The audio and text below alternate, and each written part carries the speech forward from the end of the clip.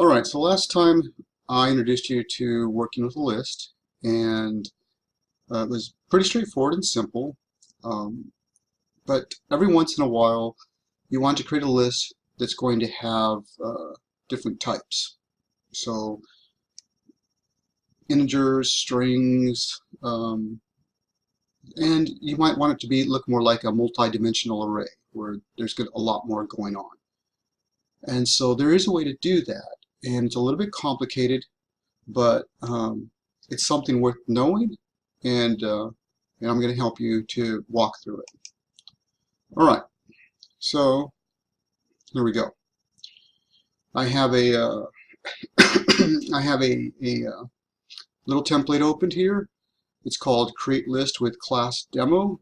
So I'm going to create a list and a class, and the class is necessary because we're going to be collecting mixed types with this one. And I know the book tells you can't do that, but there is a way, and I'm going to teach it to you. So, another edition of Coding with Chapa. Got coffee? Let's code. Here we go. All right, so the first thing we have to do here is we're going to need to create a class. And so let's do that. And I'm going to, this is going to fall into my what I like to call the maintenance section.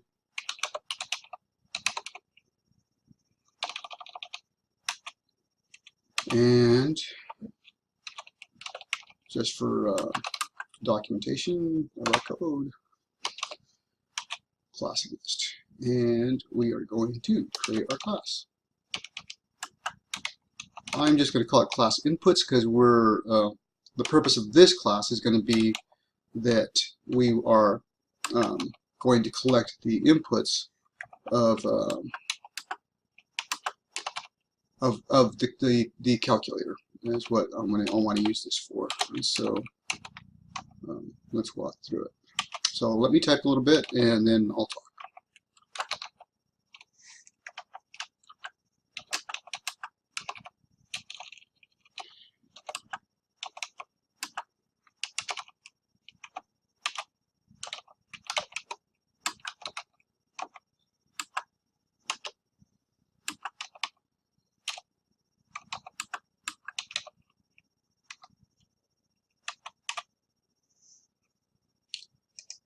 All right, so what did I do?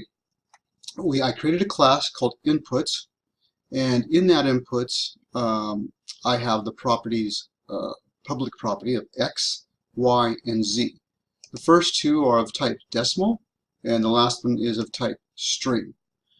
Now so I created this object, and the nice part about this, well, another thing we can do with this is right now I'm just going to keep this class inside the same class as the module 1, but this could actually be its own class. We could create another item over here. We could do the solution, add item, and then we could create this as its separate class if we had a lot going on.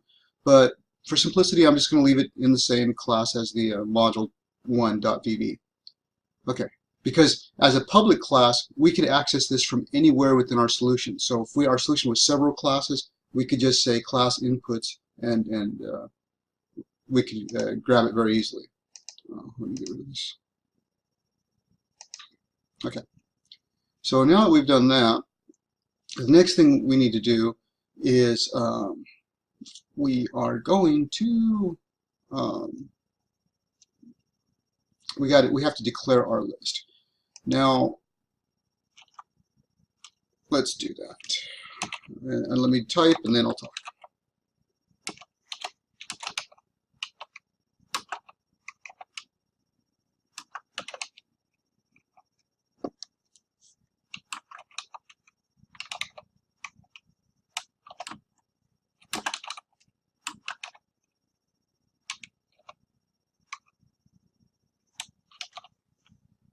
Alright, so what did I do?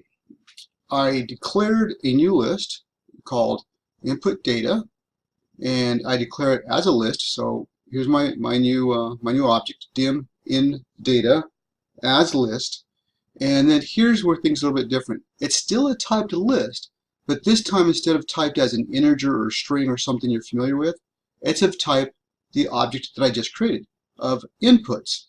Notice it from down here, inputs, inputs. That means that this list is going to collect, is going to have these values from this class here of inputs, which means I can now, in effect, have different typed values. I'm going to be able to have some decimals or some strings. I could have any type of values here that I wanted to. I could have created this class with anything. But because this is of typed inputs, I can mix things up now, which I couldn't do without this class, without having created a class. Okay, yeah, and I do know that this is going to get a little bit complicated. So just bear with me, and let's do this properly. We need to be in our sub main here. Okay.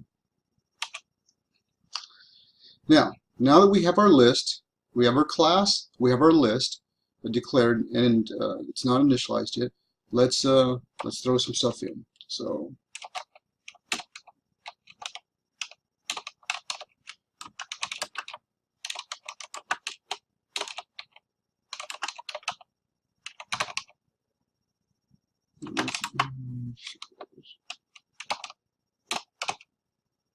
all right, what else do I know? Oh.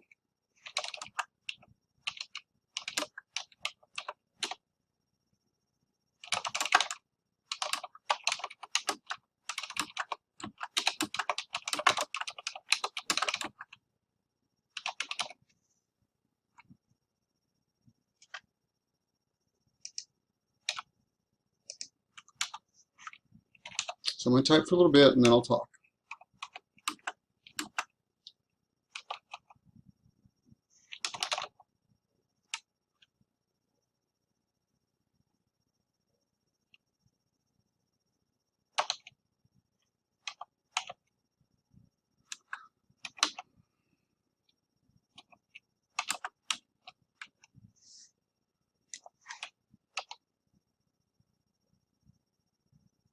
And I did forget to do something, but that's okay. We're going to fix that in a second. So before this little pop data here, there is another thing that I do need, and that's going to be a function here in the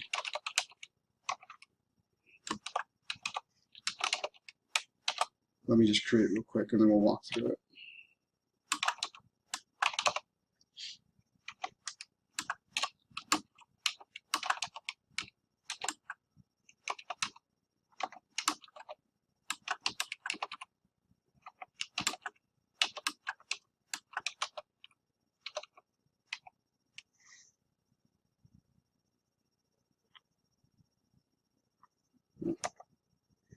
Okay.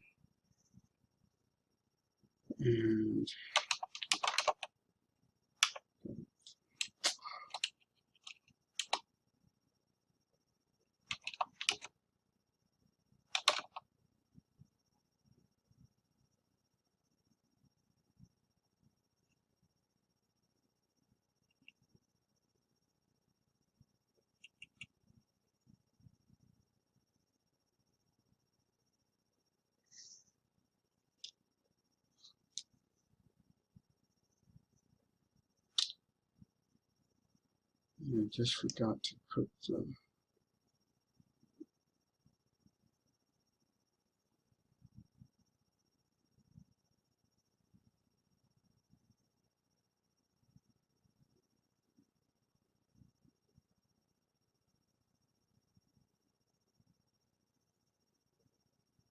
let's see, X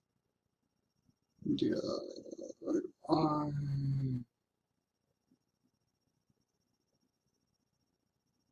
Oh, okay. I forgot. I'm sorry, guys. Listen up here. Okay.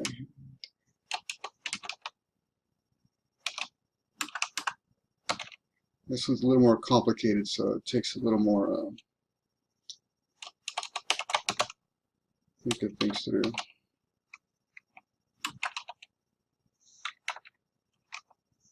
Don't worry, I'll explain everything here.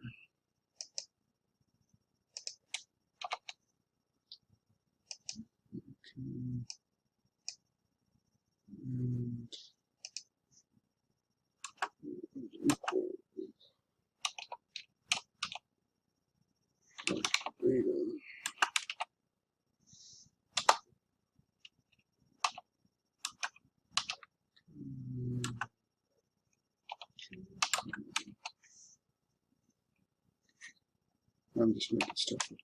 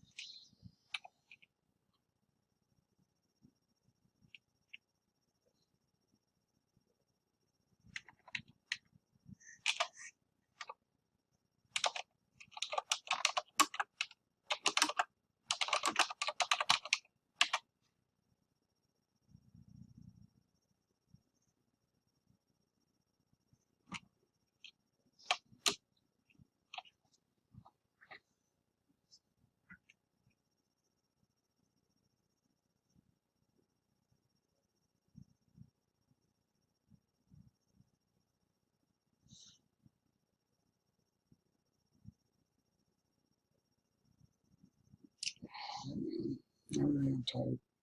Sorry guys, I really messed this up a bit. But okay, we're going to fix it.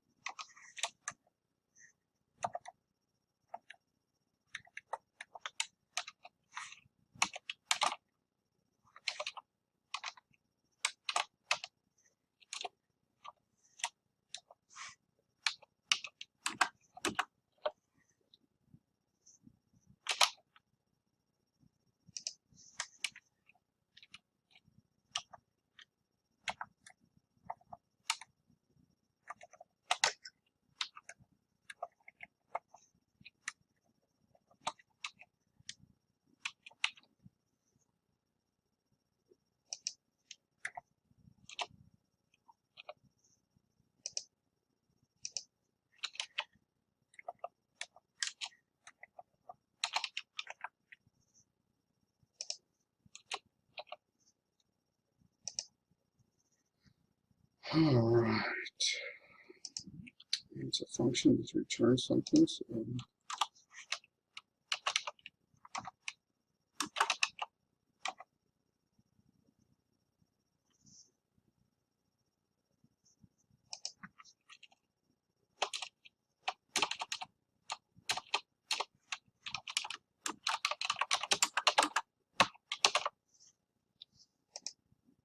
okay, so what did we do? So we created a function called popData. PopData is going to take an integer I, it's going to take x and y as decimals, z as a string, and we're doing something way cool. We're also going to take a list. We're going to take a list called the indata.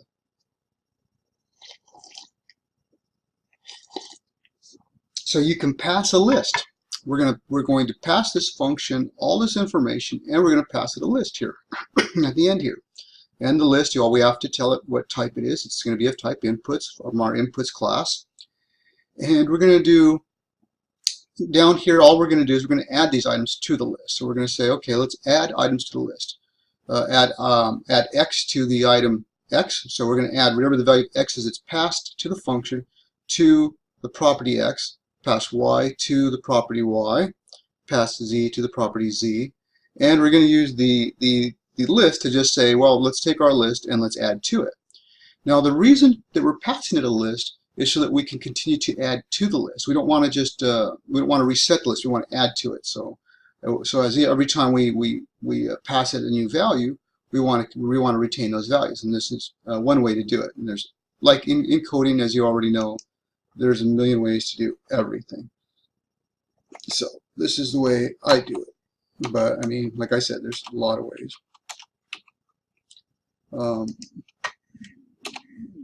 Okay, so let me do a little bit more typing and then I'll talk again.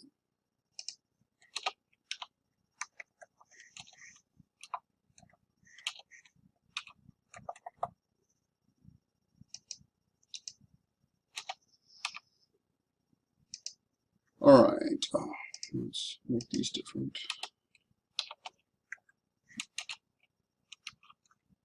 And I'm just doing this to show you some of the stuff we can enter. So now we have everything we need. In our main subroutine, we have the list that we've declared as InData. It's of data type inputs, which is the class that we created. It's going to allow us to contain mixed types, decimal and string. And now over here, we're going to populate it. So we have our declared list. We have our list. We're going to add data to that list. Now I chose to. We could have done this all in one method, but I decided to break it up because to me it's cleaner. So in the list, we're going to say, okay, list in data is going to equal, and by equal, what's that mean? It means it's going to equal a list. So the in data list that we created is here, and it's going to equal whatever pop data returns. It's function pop data, which is down here. Pop data is we're going to pass it these arguments: a 0 index because I want this to go to the first index, and then these values 1, 2, and then this string, and I'm going to pass it. Guess what? The list. So that's what happens on this line right here. So it comes here, takes all this in, adds it to the list, and then returns the list. So this first line here in data is equal to the returned list with, well, now that it has had these values added to it. Then we're going to do it again. I'm going to say, okay, now take this list that was returned and in data and pass it these values and the previous list. So this list here in data is this in data. So this one here is this one here, and pass it again. And the reason I'm doing that is so it'll retain the values we already have. It's going to take these numbers, come back down here, add them to the list, and return the list. So now this in data includes this value set and this value set. All right, cool. Now let's do it again. The next iteration in data is going to equal this function with these values, and it's going to also retain the list that was produced before it and pass it the previous list, and then it's going to add it again and return that list. Okay, so now we've added all the values to the list in a mixed data type. Now the next thing we're going to do is we're going to output this data set. This time here, I'm not going to type all this out.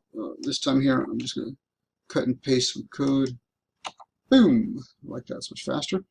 And this one is going to output the list values. So we have our handy for loop, and 0 to the indata.count that we've used before. We have to know what the count is. We have to subtract 1 because, again, remember, this is actually going to be index 0, 1, 2, where the count's going to be 1, 2, 3. And then our console write line, we're going to output all the data. We're going to output X, and this time I put Z in the middle. And the reason I put Z in the middle is because Z is going to be this, whatever symbology we have here. And then I output Y. So the Y value, which is going to be this. And then I pause. Okay, now let's run this thing and see what happens. And we have our output. Let's throw it here. Our output is 1, 2. We threw Y in the middle, so 1 divided by 2, 4 times 5, and 7 plus 8. I didn't do the math to actually produce this stuff, but you could have easily thrown in an if-else statement or a case statement and done that just like we did in our calculators. But the purpose of this example was to show you that you can create a list of type class of something that we created. So it's not it's still a typed list. In this case, it's typed inputs, but the typed inputs is a class that we wrote down here that includes a mixed set of types, decimals and strings. And we could have made this to hold anything. This could even hold another array or a list or something. And once we did that, then we could populate that list with different values. So this comes in really, really handy for those cases when you do need to contain different types. well, that was it. I hope you enjoyed it. I know it was complicated. This comes in really, really handy if you decide that you want to keep track of your calculator list. And in fact, I'll probably show you that here in a bit. Okay, so welcome back. This is part 2 of the list with the mixed data types. And I pulled up my simple calculator application that I wrote, and I incorporated the logic of the list that I just went over with inputs, and I input that into my calculator to show you something that you can do with it. So this is my simple calculator. Here at the very top, outside of the module, outside of the class, well, it's inside the class, but right here, the first thing inside the class, I went ahead and I declared the list in data as a list of inputs, just like before. This time I added a value called what I called B. You could call this anything, and it's going to be an int. I initialized it to 0, and as you can see by my context, my comments here, it's for keeping track of the number of entries. So my new list in data of type inputs, B. And if I go here to my region here, you can see the two classes. You'll recognize these from earlier. I have my pop data class, the bottom class inputs with my properties X, Y, Z, and ZZ as a decimal. I decided to go ahead and track the output also, and that's right here in my class. And then you see the function pop data that you saw before, except for the addition of the ZZ, and again that's for keeping track of the output. And so I have my class from before and my populate data function from before also. Still doing the same thing, still taking these arguments and still returning a list called in data. And then if I go to up here, you can see I like to say where this thing's called from, so that way it's easy for me to follow. And this is another lesson you should learn too. Comment your code if you add something, say that you added it at, and I like to put the date that I added it on. And you don't always keep track of where it's called from, but you know, for my purposes, I like to do it just so that it's easy for me to know, okay, I'm going to go here next. And in the radio check and calc function, I added just this line of code right here. It's just 3 lines of code. And what happens here is I say, I'm going to call the pop data function that you saw below, and I'm going to pass it these arguments. I'm going to pass it the B value, which you recall is from up here, my int. I'm going to pass, and I'm just doing that so I can keep track of the index. I'm going to pass it the what I called FOP, but basically the values of the first input, and then the second value of the input, plus the value of whether it was an add, subtract, multiply, divide, which in my code is called an OS. And then VOUT, which for me VOUT was the product, or actually the mathematical result. And then I'm also passing it, just like before, the list itself. And so I'm passing that function, I'm doing all this, and then the next thing I'm doing is I'm incrementing B by 1. And that's my count, so that I can, the next time that I go through, I'll increment my index should I push it again. So that's it. This 2 lines of code in my radio calculator button with my my declaration and my counter, and then these 2 classes here. In the key,